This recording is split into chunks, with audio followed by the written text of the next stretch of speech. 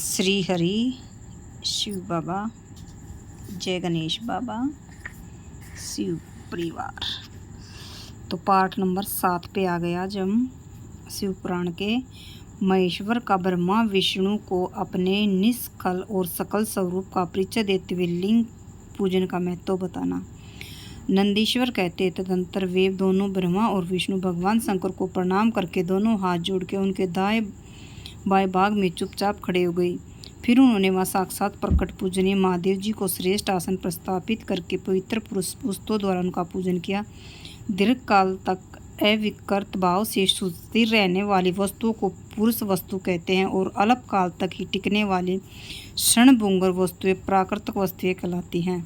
इस तरह वस्तु के ये दो भेद जाने चाहिए। किन पुरुष वस्तुओं से उन्होंने भगवान शिव का पूजन किया यह बताया जाता है। हार, नुपुर, केरु, किरीट, मणिमय कुंडल, यज्ञोपित वस्त्री, उत्तरीय वस्त्र, पुष्प माला, रेशमी वस्त्र, हार, मुद्रिका, पुष्प, तांबुल, कपूर, चंदन एवं अंगुरुका, अनुलेप, धूप, दीप, श्वेत छत्र, व्यंजन, ध्वजा, चवर्थ, अन्याय दिव्य उपहारों द्वारा जिनका वैभव वाणी और मन की पहुँचने परे से था, जो केवल पशुपति परमात्मा के ही योग्य थे, जिन्होंने पशुबद्ध जीव कदापि नहीं पा सकते। उन दोनों ने अपने स्वामी महेश्वर का पूजन किया। सबसे पहले वहाँ ब्रह्मा विष्णु ने भगवान शंकर की पूजा की। इससे प्रसन्न और भक्तिपूर्वक भगवान शिव नम्र भाव से खड़े हुए उन दोनों देवताओं से मुस्कुराकर कहा, महेश्वर बोले, पुत्रों, आज का दिन एक महान दिन है। इससे मैं तुम्हारे द्वारा जो आज मेरी पूजा है, इससे मैं तुम लोगों पर बहुत प्रसन्न हूँ। इसी कारण यह दिन परम पवित्र महान से महान होगा। आज की यह तिथि शिवरात्रि के नाम से विख्यात होकर मेरे लिए परम प्रिय होगी। इसके समय में जो मेरे लिंग निष्कल अंग आकृति से रहित निराकार स्वरूप के प्रतीक वीर सकल सकार रूप के प्रतीक विग्रह की पूजा करेगा, वह पुरुष जगत की सृष्टि और पालना आदि कार्य भी कर सकता है।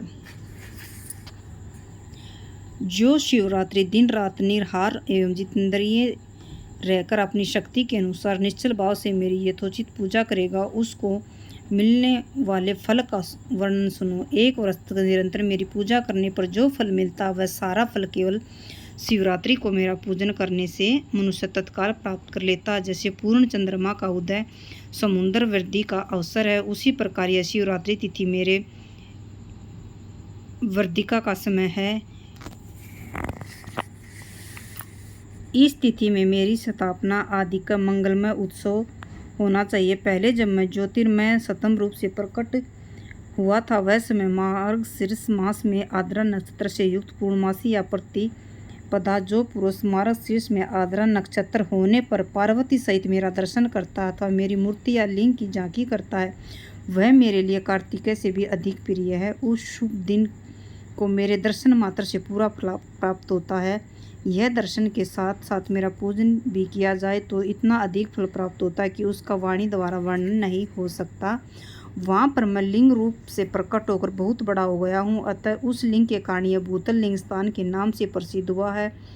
जगत के लोग इसका दर्शन और पूजन कर सके, इसके लिए यह अनादि अनंत ज्योति सतव अथवा ज्योतिर्लिंग अत्यंत छोटा हो जाएगा। यह लिंग सब प्रकार के भोग सुलभ कराने वाला था। भोग मोक्ष को का एकमात्र साधन है। इसका दर्शन स्पर्श और ध्यान किया जाए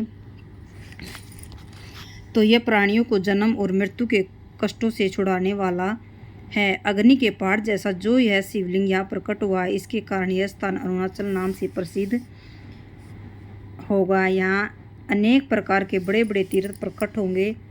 इसके स्थान निवास करने या मरने से जीवों को मोक्ष तक हो जाएगा। मेरे दो रूप सकल और निष्कल, दूसरे किसी के ऐसे रूप नहीं है। पहले मैं सप्तम रूप से प्रकट हुआ, फिर अपने साक्षात रूप से ब्रह्मा भाव मेरा निष्कल रूप है और महेश्वर भाव सकल रूप, ये दोनों मेरे ही सिद्ध रूप है। मैं ही परम ब्रह्मा परमात्मा हूँ। कला युक्त और अकल मेरे ही स्वरूप है। ब्रह्मा रूप होने के कारण मैं ईश्वर भी हूँ। जीवों पर अनुग्रह आदि करना मेरा कार्य है। ब्रह्मा केशव मैं सबसे बृहत और जगत की वृद्धि करने वाला होने के कारण ब्रह्मा कहलाता हूँ। सर्वत्र सम रूप से स्थित और व्यापक होने से मैं सब का आत्मा हूँ। सगर से लेकर अनुग्रह तक आत्मा या ईश्वर में भिन्न जो जगत संबंधी 5 कर्तव्य वे सदा मेरे ही हैं, मेरे अतिरिक्त दूसरे किसी के नहीं हैं, क्योंकि मैं सबका ईश्वर हूँ। पहले मेरी ब्रह्मा रूप का बोध कराने के लिए निष्कल लिंग प्रकट हुआ था, फिर अज्ञात ईश्वर तत्वों का साक्षात कराने के निमित्त में साक्षात जगदीश्वर ही सकल रूप में तत्काल प्रकट हो गया। अतः मुझ में जो इस तत्व है उससे ही मेरा सकल रूप जानना चाहिए।